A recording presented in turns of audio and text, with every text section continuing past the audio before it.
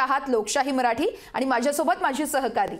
नमस्कार, मी फराह खान। तुम्ही पाहताय लोकशाही मराठी। सकाळचे 8 वाजता आहेत। बुलेटिन मध्ये आताच्या घडीच्या सर्व महत्त्वाच्या घडामोडी पाहणार आहोत। आज शिवजन्मोत्सव सोहळा साजरा केला जातोय आणि राज्यासह देशभरात त्याचा उत्साह आहे। त्यामुळे याविषयीच्या बातम्या वर्षा आपण आपल्या प्रेक्षकांना दाखवणार आहोत।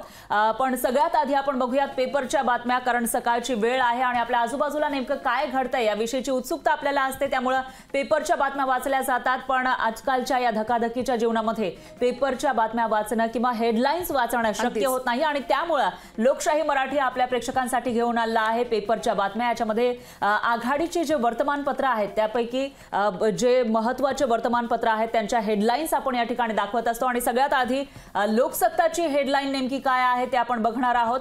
आएगा तो मोदी ही, अशी ही हेडलाईन आहे। पंतप्रधानांना विश्वास। परदेशातून सुद्धा जुलै ऑगस्ट मध्ये आमंत्रण आल्याचा दावा पंतप्रधान मोदींनी केला आहे। निवडणुकीमध्ये भाजप भरघोस मतांनी तिसऱ्यांदा केंद्रात सत्ता स्थापन करेल असा विश्वास पंतप्रधान मोदींनी व्यक्त केलाय।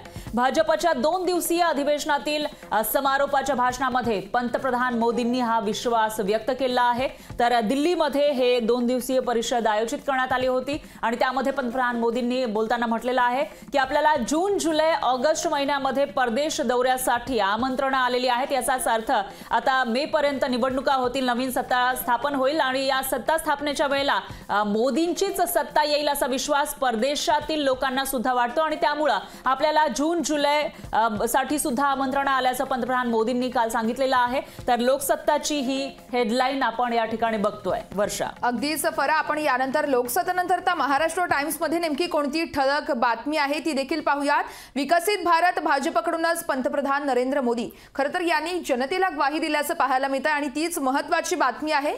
सत्तेच्या उपभोगासाठी नव्हे तर देशासाठी, देशाच्या सेवेसाठी आपण तिसरा कार्यकाळ मागत आहोत असं यावेळेस पंतप्रधान नरेंद्र मोदींनी म्हटलंय। तर विकसित भारतची स्वप्नपूर्ती भाजपच करू शकतो असा विश्वास देखील मोदींनी व्यक्त केलाय।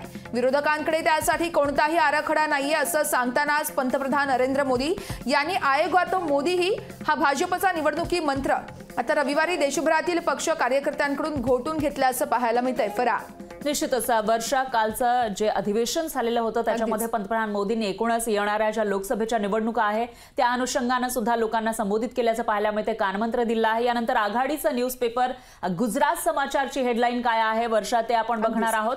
शेतकऱ्यांचा रोष टाळण्यासाठी अखेर कांदा निर्यातीवरील बंदी उठवण्यात आली, ही हेडलाईन आहे। तर कालच याविषयीचा निर्णय आलेला आहे। शेतकऱ्यांचा रोष टाळण्यासाठी अखेर कांदा निर्यातीवरील बंदी उठवण्यात आली आहे। शेतकऱ्यांच्या आंदोलनानंतर आणि प्रचंड राजकीय विरोधानंतर केंद्र सरकारने अखेर कांदा निर्यातीवरील बंदी उठवली आहे। हा निषेधाचा काळ होता। सध्या दिल्लीतील शेतकरी आंदोलनामध्ये महाराष्ट्रातील कांदा उत्पादक शेतकरीही सहभागी होत आहेत असं दिसतंय आणि त्याच पार्श्वभूमीवर हा निर्णय घेतल्याचं गुजरात समाचारच्या हेडलाईन मध्ये म्हटलेलं आहे। कारण वर्षा, आपण बघितलं असेल दिल्लीच्या सीमेवर शेतकरी धडकलेला आहे आणि यामध्ये मुख्यतः पंजाब, हरियाणामधील जे शेतकरी आहेत ते मोठ्या संख्येने आहेत आणि एकूणच महाराष्ट्रातील किंवा गुजरातमधील जे कांदा उत्पादक शेतकरी आहेत त्यांच्यामध्ये सुद्धा असंतोष पाहायला मिळतोय आणि येत्या काळामध्ये निवडणुका आहेत त्यामुळे शेतकऱ्यांचा हा रोष सरकारला परवडणारा नाही आणि त्याच पार्श्वभूमीवर ही जी कांदा निर्यात बंदी होती ती उठवल्याची हेडलाईन गुजरात समाचारची आहे वर्षा।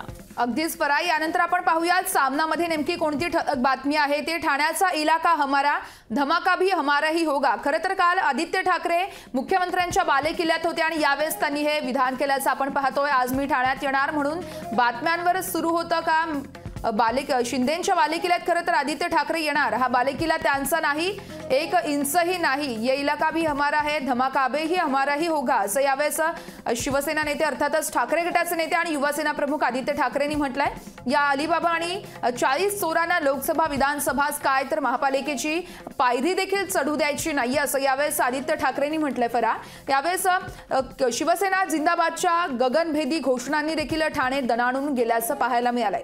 खरं तर लोकसभेच्या निवडणुका येत असताना आता सर्वच पक्षांकडून कुठेतरी मोर्चे बांधणी केली जात असल्याचं आपल्याला पाहायला मिळतंय। निश्चितच वर्षा, आपण लोकसभेच्या निवडणुकीच्या अनुषंगानं सभांचा धडाका सुरू आहे आणि त्यामध्ये कोण काय वक्तव्य करते ते सुद्धा बघतोय. आणि पेपरच्या या हेडलाईन मध्ये पुढची हेडलाईन आहे टाइम्स ऑफ इंडियाची. परदेशी सरकारांनाही माहिती आहे की मोदी परत येतील, असं काल पंतप्रधान मोदींनी जे म्हटलेलं होतं तीच ही हेडलाईन आहे.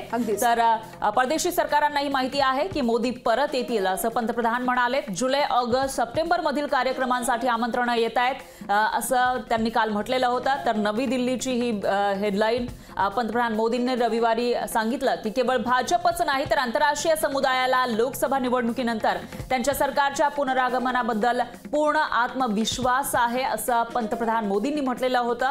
आणि त्याचाच उल्लेख या ठिकाणी करण्यात आला आहे. भगव्या राजवटीसाठी तिसरी टर्म जोडणं ही झेप घेण्यासाठी पूर्व आवश्यकता आहे.